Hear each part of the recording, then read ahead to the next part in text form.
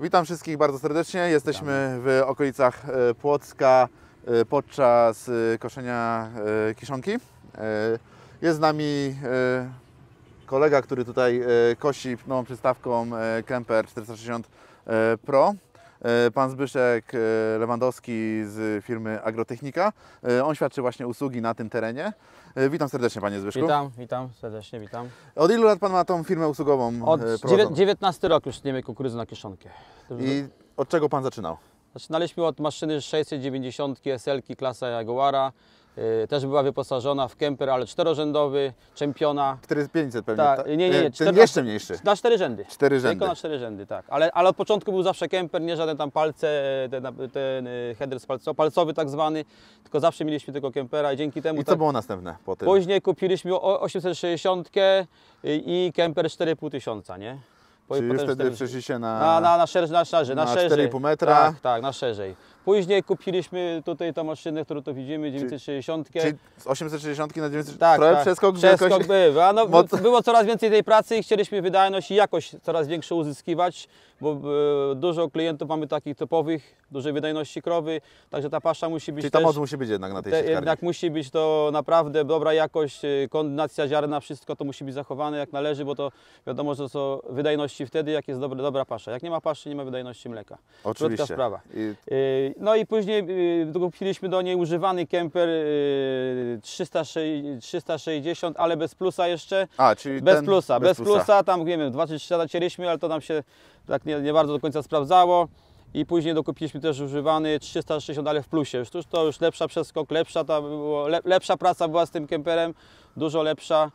Czyli tak naprawdę najpierw były, można powiedzieć, duże talerze, potem chwilę dwie przystawki małe talerze. I teraz znowu powrót A teraz powrót na duże talerze, bo ta kukurydza jednak jest różna i duża, i wyższa, i niższa. A te duże talerze... Inaczej, dla mnie fajne jest to przy dużych talerzach, że one też są trochę wysunięte do przodu. Widoczność jest dużo lepsza, tak. Nie wiem, jak ktoś kosił kiedyś na przykład bardzo wysoką kukurydzę, tą 300, no to tam jest taki efekt, że męczy oczy po prostu, jak się jedzie. Ale i tutaj ta 400 ma płynniejszy przepływ masy, nie? Dużo mocniejsze jakieś jest ogólnie maszyna serii 400 jest bardziej przeznaczona do właśnie większych wydajności, że ona wjeżdża w większą kukurydzę i sobie daje rady. Zwłaszcza, że teraz tutaj przy 460 Pro w porównaniu do Plusa, który był wcześniej, oni te kanały trochę powiększyli transportowe.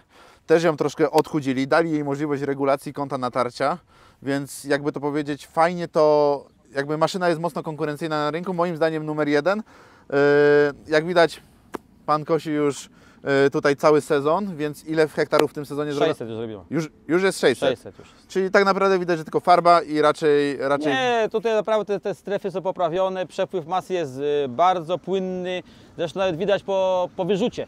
Jeśli z wyrzutu nie ma pulsowania, to ta masa płynnie płynnie wchodzi. Nie? Głównie chodzi o to, żeby po prostu na silnik, na całą... Żeby to płynnie, ale dzięki temu uzyskujemy bardzo dobrą jakość kiszonki, bo jednak ta masa jest płynna, to ten nóż ładnie potnie, miotownik ma ładnie rozdrobni, a jak są takie pulsujące, to miotowniki się rozchodzą nagle, bo tej masy jest bardzo dużo. W pewnym momencie nagle się schodzą, a tak to jest bardzo ładnie pocięte, równomiernie teraz też i lepiej to wszystko. Jak jest ten shredler czy gniotownik, to i też tak można szybciej troszkę jechać, lepiej jechać, bo ta szczelina jest lepsza troszkę, większa. Lepiej, bardziej to rozrywa to masę wszystko. Wracając do przystawki, niech mi pan powie takie zalety, co pan zauważył w porównaniu gdzieś tam do poprzednich kemperów.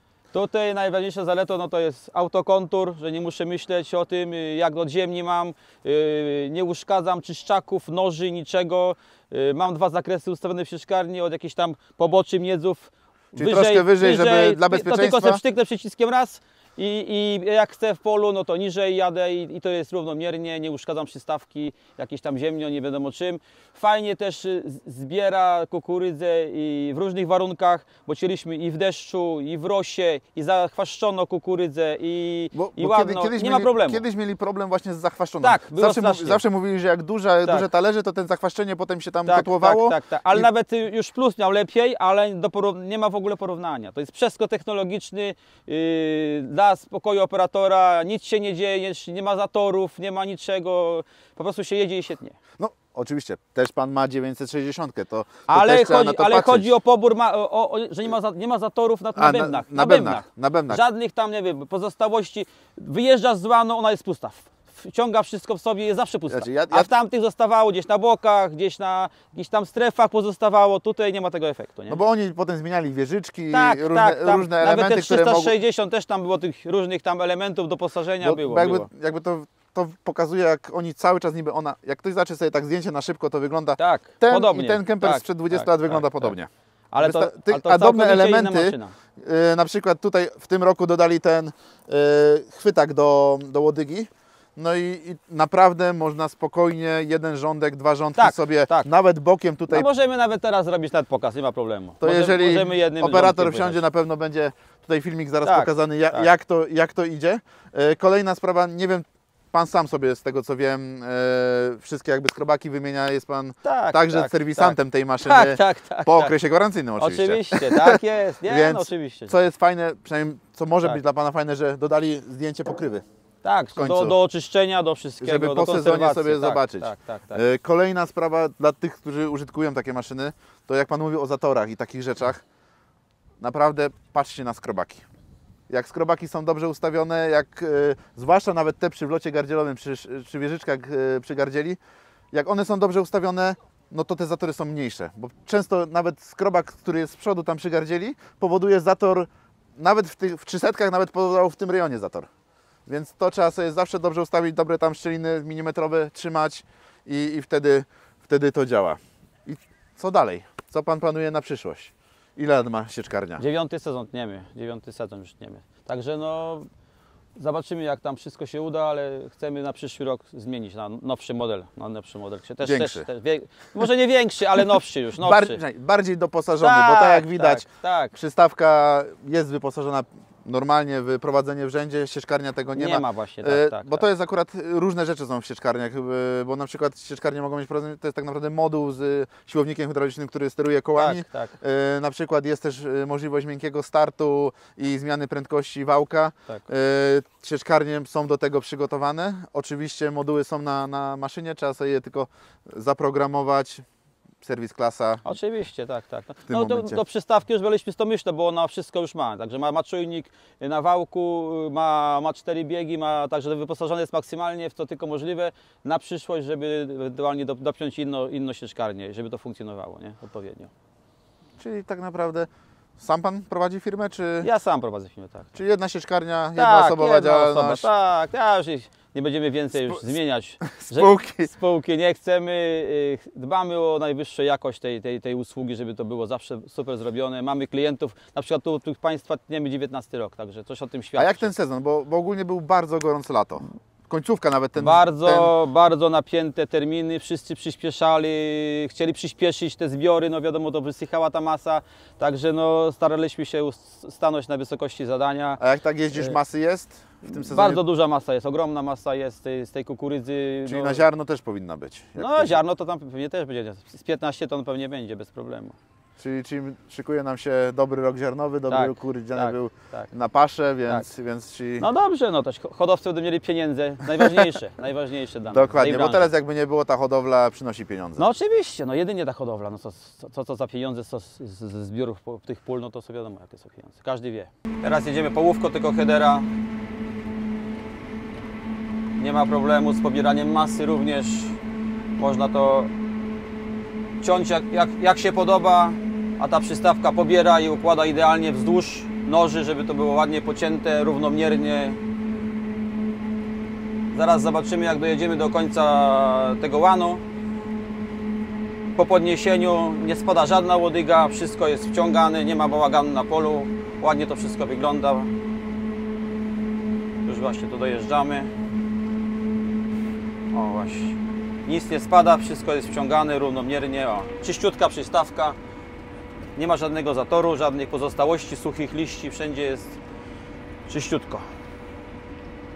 Przy dojeżdżaniu do łanu też nie musimy jakoś tam uważać, można to zrobić szybko, pełną szybkością, ładnie pobierze, nie potrzeba się zatrzymywać. O i teraz widać jest równomierność przepływu masy. Tam nawet na róży widać teraz w tym strumieniu tej kukurydzy pociętej, jak to równomiernie ta przystawka ładnie podaje tej sieczkarni do cięcia.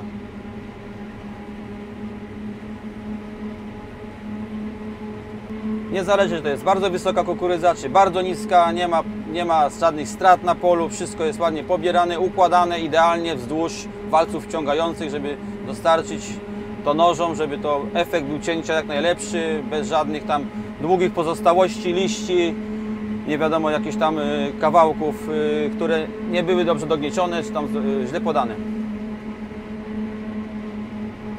Można siąść wzdłuż i w poprzek, jak teraz to widać, i zawsze jest to pobierane, każda łodyga jest pobrana. O, cofamy teraz, nie leży nic, nie? Jakieś tylko suche liście pozostałości, które zostały pod spodem obcięte, a żadna łodyga nie jest tutaj już, która pozostała na polu. O, teraz będziemy brali 2 redniny przy jednym boku, tak że będzie widać, jak to ładnie pobiera, nie?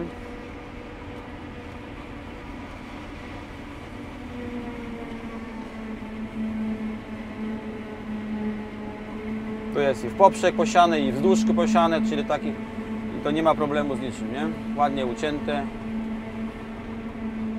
pobrane i wrzucone do sieczkarni. Nawet pojedyncze została tam przy boku, to też została wciągnięta natychmiastowo. To jest wybitnie sucha kukurydza i też nie ma ani liścia, który tam źle podanego w masie, wszystko jest ładnie pocięte, równomiernie.